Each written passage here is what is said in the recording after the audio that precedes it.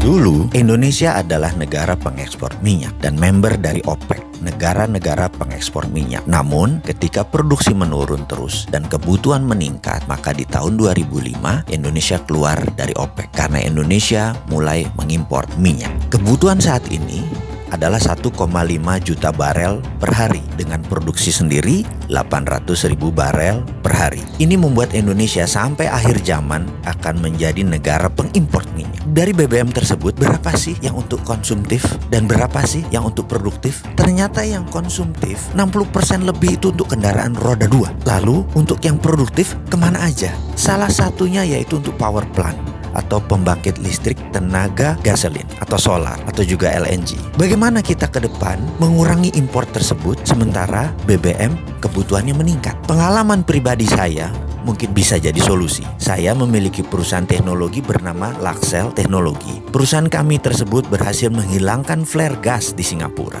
Kami memiliki surat resmi dari pemerintah Singapura, dari Shell, dan dari Mobil Oil atas suksesnya menghilangkan 5 flare gas dan menjadi zero flaring. Dengan teknologi ini, bagaimana kalau kita membuat dua hal dengan satu tenaga? Kita menjadi negara pertama di dunia yang berhasil menghilangkan gas suar bakar atau flare gas, dan kedua adalah kita menjadi negara yang mendukung lingkungan hidup, yaitu fight global warming. Kita tahu bahwa saat ini ada lebih dari 700 mm SCFD flare gas dibakar setiap harinya di 8 provinsi di Indonesia, terbesar di wilayah Sumatera dan di Blok Cepu. Sekali lagi, flare tersebut dibuang percuma. Kalau dinilai dengan uang, maka nilai 700 mm FCFD itu adalah 5 triliun rupiah per tahun yang kita buang. Kedepan mengapa kita tidak memanfaatkan sampah ini? Flare gas tadi jugalah yang membuat Indonesia dalam statistik global warming lingkungan hidup dunia memberikan kontribusi penyebab panas bumi lebih dari 5%. Saya jamin dalam 5 tahun kalau diberi izin sebagai agregator flare gas tersebut, Indonesia akan menjadi negara pertama di dunia sebagai zero flaring country. Hasil dari flare gas tersebut berupa LNG.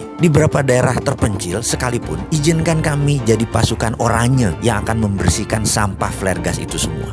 LNG-nya bisa masuk PLN. Energinya PLN kan masih kurang. LNG tersebut bisa PLN beli dengan harga murah dan distribusikan ke pembangkit listrik tenaga gas atau pembangkit listrik berbasis gasolin, biasanya juga dual combustion, bisa pakai gas, bisa pakai BBM. Ditambah lagi ada 18 power plant di Indonesia Timur yang pakai BBM yang bisa diganti gas. Untuk ini ada kelebihan yang lainnya. Pada saat regas gas LNG tadi, ada dingin terbuang kira-kira minus 170 derajat Celcius yang bisa kita tangkap untuk dibuat cold storage untuk ikan. Cold storage tadi untuk meningkatkan hasil nelayan di mana energinya gratis. Tentunya cold storage tadi disiapkan oleh pemerintah. Hal itu semua akan mengurangi import gas 5 triliun per tahun. Juga PLN mendapatkan LNG. Apa syaratnya untuk itu semua? Cuma 2, yaitu PLN menerbitkan GSA, Gas Sales Agreement, dan negara kasih izin flare gas agregator. Semoga ide ini bermanfaat.